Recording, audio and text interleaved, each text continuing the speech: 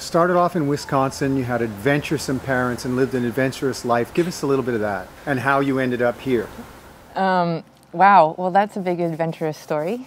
Yeah, so I had a very interesting upbringing. I was raised in Wisconsin, and I have a father who I refer to him as a combination of Jacques Cousteau, Indiana Jones, Lance Armstrong, the Gypsy Kings, Michelangelo, and Da Vinci. And and really, I don't say that lightly because he's all of those things. So he's a professional artist that has lived off his artwork since he was 21. And so we lived in Wisconsin, but we spent the winters, my dad would drive the van down to the Yucatan, and we would live in a tent in the jungle. He would clear palm leaves and weave them together to create the kitchen space around our tent. And we would, yeah, just go spearfishing, scuba diving every day, like living off of fish and coconuts, and you know, going into town once a week just to restock on veggies and things. And so, you know, I hung out with, you know, there were local Mayans there in the jungle next to us. And so I really had a deep connection to that spiritual energy in the Yucatan and that culture. And so I kind of grew up with life being led by passion. So my father really was a huge influence on me in the sense of everything he did was about passion. He would paint, and as the paint was drying, he would play classical guitar, or he would go bike 50 miles and come back to do the next layer of paint. And I just have such respect for him and how he has always lived life to the fullest, not letting having children stopping him, but like bringing us along on all of the adventures and creating that intense experience. So I guess I've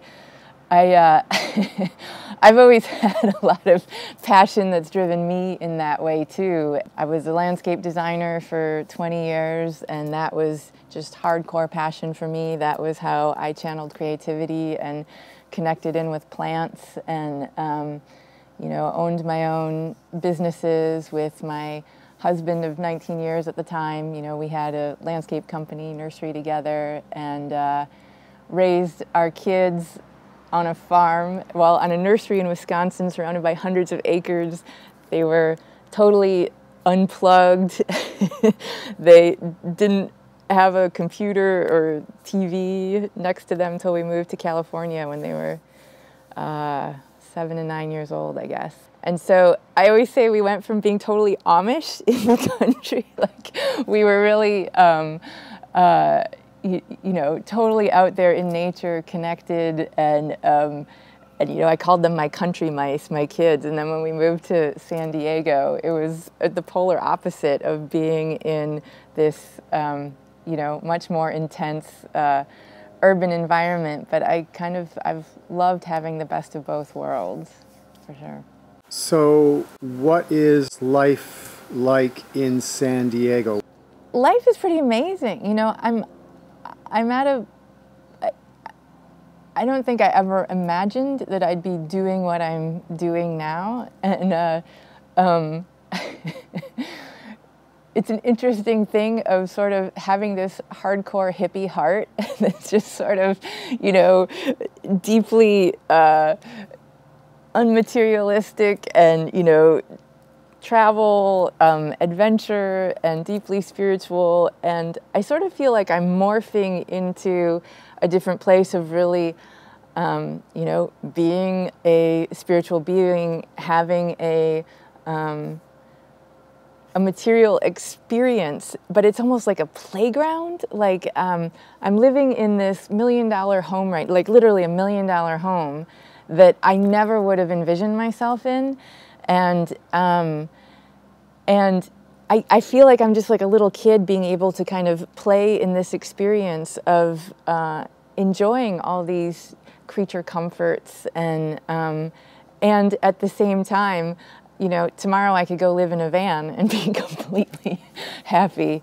So in a lot of ways, it's the best of both worlds, because my work is very spiritual alignment based. I work one-on-one with people and do workshops, and I channel for people, and every day I am deeply connected with other people's souls, and really sort of in the depths of, well, when I channel for people, I get this amazing glimpse into the magnificence of who they are. You know, like when I'm with someone, I get to experience the source energy vantage point of really feeling and experiencing the bigness of who they are. And so, so sort of on a daily basis, it's a wild experience of being so connected to Source and seeing humans from such a place of love and appreciation and awe and wonder, and then, you know, being in the physical world at the same time. It's really, I mean, I think so many of us are going through that place of being a blended being. And I feel like that's more and more of the path that I'm on, is, you know, really being more and more connected, tuned in, while having this really wild physical, you know, physical material journey in life. It's just a fun time. It's a very fun time. Yeah. So who are the Alchemists, and when did they show up? The Alchemists are really a collective of non-physical teachers. I mean, it's sort of hard to explain. It's hard to explain, you know, what they are. But really, they're a group of. The energy that comes through is a very, very deeply loving energy that I would say is really focused on helping people in their human experience. So,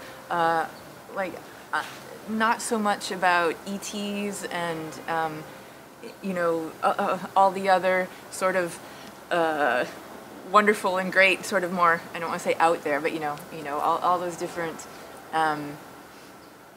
What the Alchemists do is they're really powerful at helping people live a human experience more deeply, and they're really incredible at getting to the root of what's going on in people's, you know, in healing and emotional stuff, while also giving such a powerful, broad experience and great business advice, and so they started coming through a couple years ago.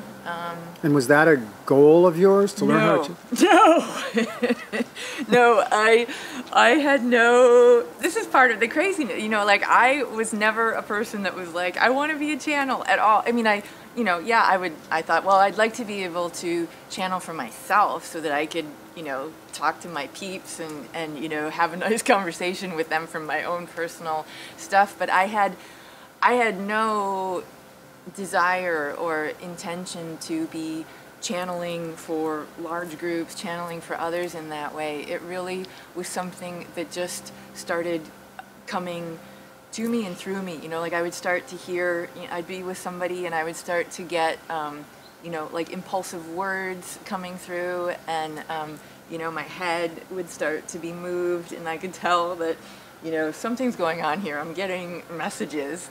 And, you know, through all, you know, now sort of looking back as to, you know, how did all this unfold? You know, from 20 years of being a landscape designer, I spent all that time really getting out of the way. Like, I would show up as I was coming to clients' houses, I would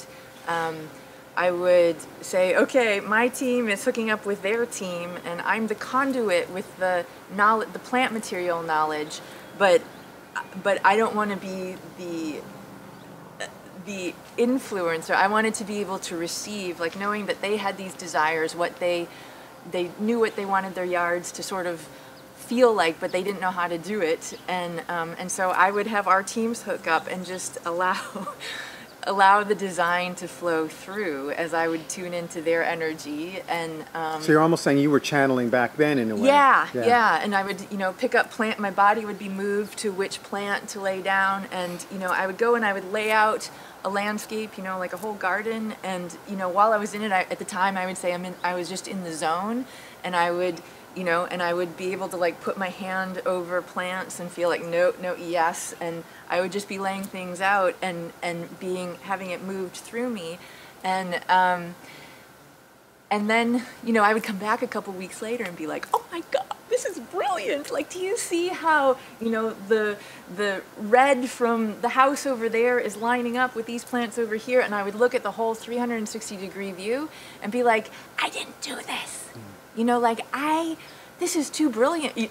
Like I wasn't even taking all of these things into account, but I was being guided to lay it out. And so it was almost like I can't even take credit for this. I mean, I know I was physically the one, but so looking back, I think I just really got myself in a receiving mode that was for something bigger than me. I wasn't doing it for me. I was really there with the client, wanting to create what their dream. I wanted to put their, dreams into reality. And so, so I think all of that sort of practice kind of, just got me. And being in nature for that long, working so intimately with plants, I would just get downloads frequently, information downloads around gardening and all of that. And so, yeah, then I met my sweetie a couple years ago, and we have this very, very, very deep soul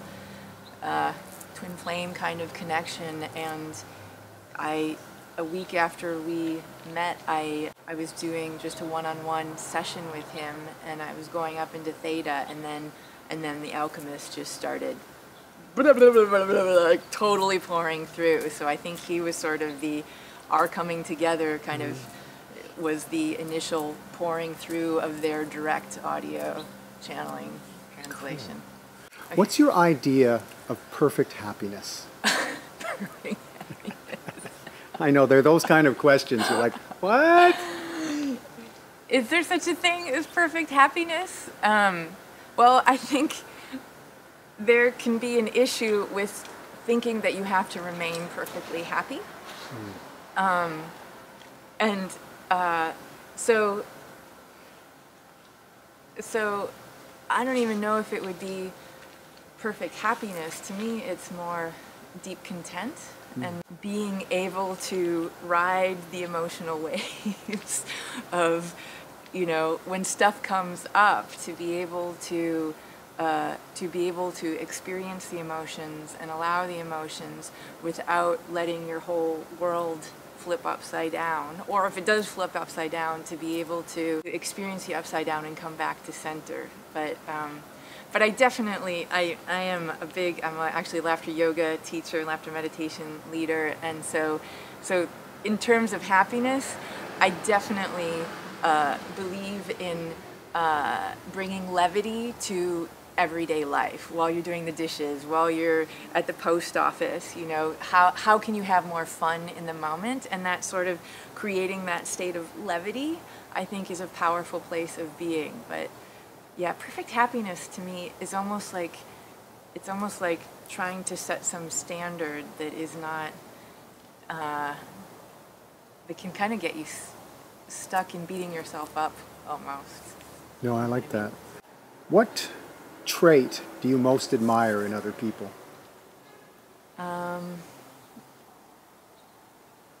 What first comes to mind is really kindness, just kindness and love. I really appreciate kind people in general. What about you? What trait do you most admire in yourself? My capacity to really be with people. It actually kind of brings me to tears. I think I just really love I love people, and I have so much compassion for the human journey. Right. And I think so many people have such a rough run of it. And even as we're high-vibing and, you know, having these amazing experiences, and I have amazing people around me at all times, I think there's almost like so many people are afraid to show their dark side, or afraid to, you know, even express the amount of, you know, hurt or pain or whatever that's going on within them. And so so I love really being with people and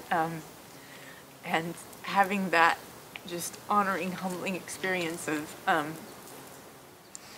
kind of just you know, experiencing their soul. And it's just such a place of unconditional love for me.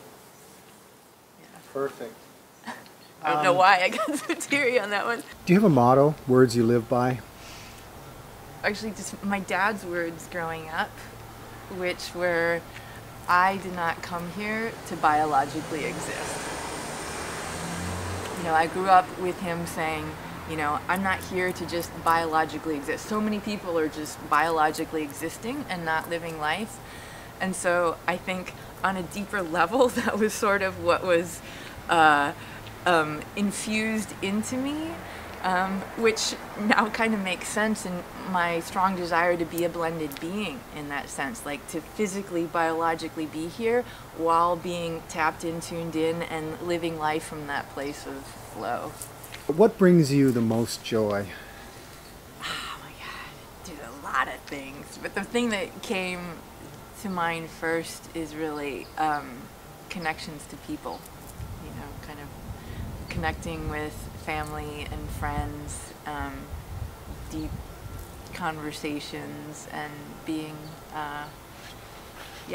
being in the presence of others who light me up. As you know, the vlog is called Amplified Life, and we always ask everybody, what is your idea of living an amplified life? An amplified life is being alive and getting that you're alive, and realizing that that we're actually here to live this life as powerfully and playfully as we can, from the place of just being our true, raw, authentic selves, and wherever that leads you. To me, is amplified. I mean, you can see people when they're amplified. You know amplified when you see it. You see amped up. You see people who are here and present and alive and getting it. So it can look like people could be having an amplified life working in a mailroom. You know, it's just how connected you are and how much you are. You know, allowing yourself to experience the bliss of who you are.